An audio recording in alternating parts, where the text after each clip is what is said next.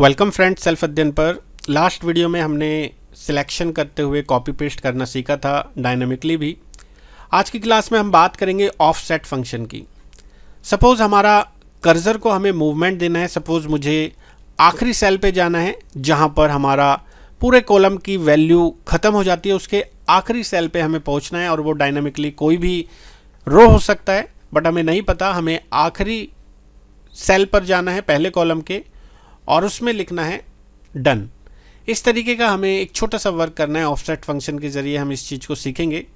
सबसे पहले offset function को छोटा छोटा करके हम एक बार सीखने की कोशिश करते हैं। Alt F11 को आपको प्रेस करना है। हमने जो भी पहले के फंक्शंस बना रखे हैं उसको हम हटा देते हैं और सब लिखते हुए ऑफसेट यूज़ हमने एक यहाँ पर फंक्शन बनाया। अब यहाँ पर आप देखेंगे साइड में मैंने एक्सेल खोला हुआ है और मैंने यहाँ पर सबसे पहले तो सेल 1,1 डॉट एक्टिवेट, या रेंज के साथ भी आप दे सकते हैं। अब आपको दोनों चीज़ें समझ आ चुकी हैं। रेंज के ज़रिए भी आप डबल इन्वर्टेड में A1 डॉट एक्टिवेट कर सकते हैं, या इस तरीके से भी आप सेल को एक्टिवेट करा सकते हैं। अब हमने पहले कर्सर को रख दिया है A1 पर। ये जो 1,1 है इसका मतलब A1 पे हमारा कर्सर आ जाएगा। उसके बाद मुझे 2 रो और आगे जाना है। कॉलम में हमें मूव नहीं करना, 2 रो पे हमें मूव करना है। तो मैंने यहाँ पर लिखा रेंज डॉट ऑफसेट, और अब देखेंगे रो ऑफसेट का एक मैसेज आ रहा है। रो ऑफसेट मतलब हमें कितनी ऑफसेट करनी है रो में। मैंने लिख दिया है 2, कोमा देके 0 और यहाँ पर दे दिया है सिलेक्ट। एक बार फिर से F8 प्रेस करते हैं। आपने यहाँ पर एक एरर आ गया है। ये हमने रेंज ले लिया है, एक्चुअली हमें करना है सिलेक्ट। सिलेक्शन डॉट ऑफसेट हमारा जो फंक्शन यूज होगा, सिलेक्शन डॉट ऑफसेट। कितना रोज को हमें ऑफसेट करना है, कितना मूव कराना है। एक बार फिर से F8 करते हैं। हमारा सेल 1,1 यानी कि A1 पे कर्सर गया और ये देखिए हमारा कर्सर आ गया है विकास पर, क्योंकि हमने ऑफसेट किया था 2। सपोज वहीं अगर हम 2 कॉलम भी कर देते तो आपका जो कर्सर है दूसरी रो यानी कि 2 रो पे मूव करते हुए दूसरे कॉलम पे मूव कर जाएगा। जैसे मुंबई पे ये कर्सर आने वाला है। एक बार मैं फिर से आपको F8 करके दिखाता हूँ। पहले हमारा कर्सर गया पहली रो पहले कॉलम पर और ये देखिए हमारा कर्सर आ गया मुंबई पर। बट हमें क्या करना है, हमें तो जाना है A7 पर जो आखिरी सेल है। हम सीधा सीधा सिलेक्शन नहीं देंगे कि रेंज A7 सिलेक्ट हो जाए। हमें सबसे पहले आखिरी रो पर जाना है। आखिरी रो के लिए हमें एक मैं कर्सर आपको दिखाता हूँ। सपोज यहाँ पर मैं लिख देता हूँ कि selection dot and exhale down dot select. हमारा जो सिलेक्शन होगा आखिरी डाउन तक जाएगा और वहाँ पर सिलेक्शन करा देगा। एक बार मैं इसको आपको चला के दिखाता हूँ। F8 हमारा सेल 1,1 पे गया और हमारा कर्सर आ गया आखिरी सेल पर। आखिरी सेल का मतलब जो उस कॉलम में आखिरी सेल होगा जिस पे वैल्यू होगी, वहाँ हमारा कर्सर आके रुक जाएगा। अब मुझे करना क्या है, उसके नीचे आना है। तो आप समझ चुके होंगे क्या करना होगा। हमें सिलेक्शन डॉट ऑफसेट करना होगा। कितना? 1 रो, क्योंकि आप आखिरी रो पर जाना चाहते हो डेटा की। तो सिंपल है, आप सबसे पहले एक्सेल डाउन करोगे, वहाँ से आप 1 रो को ऑफसेट कर दोगे।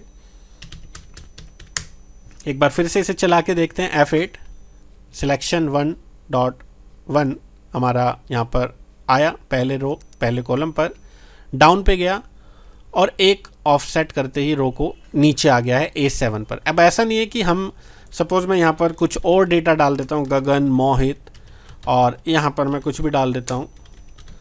अब अगर मैं इस कोड को आपको फिर से चला के दिखाऊँ तो हमारा A1 सिलेक्ट हुआ, सबसे आखिरी पे गया और 1 नीचे आ गया। तो डायनामिकली यह वर्क कर रहा है कि हम आखिरी कॉलम की जो वैल्यू होगी उसके नीचे 1 रो को ऑफसेट करना चाहते हैं। कॉलम के साथ भी आप ऑफसेट कर सकते हो। मैंने आपको सिखाया कि कैसे आपको ऑफसेट को यूज़ करना है।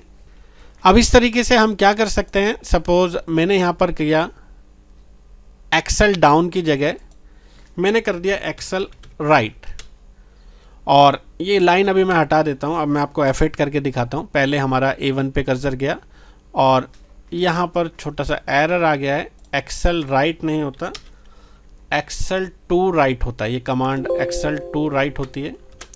एक बार फिर से F8 करते हैं, ये देखिए कर्सर हमारा आ गया सिटी पर। अब मुझे क्या करना है, फिर से मैंने डाला सिलेक्शन डॉट एंड, फिर मैंने ले लिया exhale down dot select. F8 press करते हैं, A1 पे कर्सर गया, सिटी पे कर्सर गया, और ये देखिए आखिरी सेल, जो भी हमारी पूरी टेबल में आखिरी सेल होगा उस पे हमारा कर्सर आ चुका है। तो इस तरीके से आप मूव कर सकते हैं। आप यहाँ पर जितना भी कर्सर मूव कराना चाहें ऑफसेट के ज़रिए मूव करा सकते हैं। सपोज़ मुझे रो नहीं छेड़नी या मुझे एक रो मूव करनी है, कॉलम नहीं छेड़ना, इस तरीके से हम ऑफसेट फंक्शन का यूज़ करके अपने सेल के कर्सर को मूव करा सकते हैं। ये देखिए, इसके बेस पर हम एक छोटा सा और प्रोग्राम देखेंगे। ये PDF के अंदर मैंने आपको बताया है कि ऑफसेट फंक्शन रिटर्न करता है रेफरेंस के जो भी रेंज हमने स्पेसिफाई किए हैं रो या कॉलम की, उसको वहाँ पे मूव कराता है। ऑफसेट के मैंने आपको कुछ एग्जांपल भी दिए कि शीट को एक्टिवेट कराना है या आपको कर्सर कहाँ पे रखना है और उस कर्सर से आपको कितना रो को मूव कराना है, मतलब आपके सेल का जो मूवमेंट होगा कितना आपको करना है, 1 रो, 2 रो, 3 रो। इस तरीके से आप ऑफसेट फंक्शन में वो रोज़, नंबर ऑफ रोज़ डाल के उतना अपने कर्सर को मूव करा सकते हैं। आप इस तरीके से भी सिलेक्शन कर सकते हैं। मैंने आपको बताया एक्सेल डाउन, यहाँ से भी आप मूव कर पाएंगे। और एक्सेल डाउन नॉर्मली अगर हम कंट्रोल शिफ्ट के साथ करते हैं तो वो सिलेक्शन लेता हुआ चलता है, बट अगर हम कंट्रोल के साथ सीधा डाउन एरो करते हैं तो वो सबसे आखिरी कर्सर पे हमें मूव करा देता है। आप इस चीज़ का मैक्रो बना के भी देख सकते हैं। सपोज़ मैं आपको एक मैक्रो एक बार बना के दिखा देता हूँ तो क्लियर हो जाएगा। यहाँ से चलते हैं Alt F8 पर, या यहाँ से मैक्रो को हम पहले क्रिएट कर देते हैं। पहले आपको मैक्रो यहाँ पर दिख नहीं रहा क्योंकि हमने इसको पूरा स्टॉप नहीं किया है। सबसे पहले आपको पुराना जो भी मैक्रो रन है उसको स्टॉप करना होगा, तभी ये रिकॉर्ड मैक्रो का ऑप्शन आपको विजिबल रहेगा। सपोज़ मैं यहाँ पर दे देता हूँ select2 एक नाम का फंक्शन मैक्रो। ओके करते हुए मैंने कर्सर पहले रखा यहाँ और कंट्रोल के साथ डाउन एरो, आपने देखा कंट्रोल के साथ डाउन एरो, और फिर मैंने इसको स्टॉप कर दिया रिकॉर्डिंग को। अब व्यू मैक्रो पे जाते हुए वो रिकॉर्डिंग मैं आपको दिखाता हूँ select2 की एडिट करते हुए। आप देखेंगे वही कमांड है जो मैंने ऊपर लिखी है, selection dot and exhale down dot select. यानी कि अगर आपको किसी चीज़ का कोड देखना भी है तो आप VBA क्रिएट करके, मतलब एक मैक्रो क्रिएट करके उसके अंदर से आप उस कोड को देख सकते हैं और अपने प्रोजेक्ट में यूज़ कर सकते हैं। फ़िलहाल तो मैं आपको सारी चीज़ें बताऊंगा स्टेप बाय स्टेप। अभी तो हम सिंपल सिलेक्शन देख रहे हैं ऑफसेट के ज़रिए। बाद में हम अलग अलग मेथड्स को भी सीखने वाले हैं, लूपिंग, एरे, फंक्शन और भी तरीके के। तो यही चीज़ मैंने आपको बताई थी कि आप डेटा जो सिलेक्शन करना चाहते हो विदाउट हेडर सिलेक्शन करना चाहते हो। सपोज़ किसी शीट पे आपने डेटा ऑलरेडी लिया हुआ है और आप चाहते हैं कि आपका जो डेटा का सबसे आखिरी रो है वहाँ से डेटा कॉपी पेस्ट हो। इसके एक एग्जांपल को और समझते हैं अच्छे से।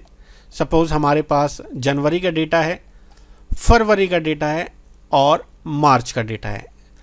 और जनवरी का डेटा में हमें पहले तो हेडर चाहिए, क्योंकि जब हम कॉपी पेस्ट करेंगे फर्स्ट टाइम तो हमारा डेटा का हेडर यहाँ से कॉपी होना चाहिए।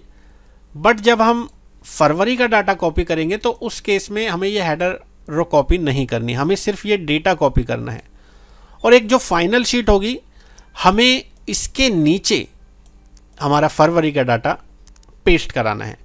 सेम एज मार्च के डेटा में भी हमें हेडर रो नहीं चाहिए, हमें जो भी उसकी डेटा रो है मार्च की विदाउट हेडर उसे कॉपी करना है और फाइनल शीट के आखिरी में उसे पेस्ट कराना है। मतलब फाइनल शीट हमें लेनी है, उसमें हमारा जनवरी का डेटा भी आएगा, उसी के नीचे एंड पे फरवरी का डेटा भी आएगा और उसी के नीचे एंड पे हमारा मार्च का डेटा भी आएगा। बट पहली बारी में हमारे हेडर रो होंगे, दूसरी और तीसरी बारी में हमारे हेडर रो हमें नहीं लेने।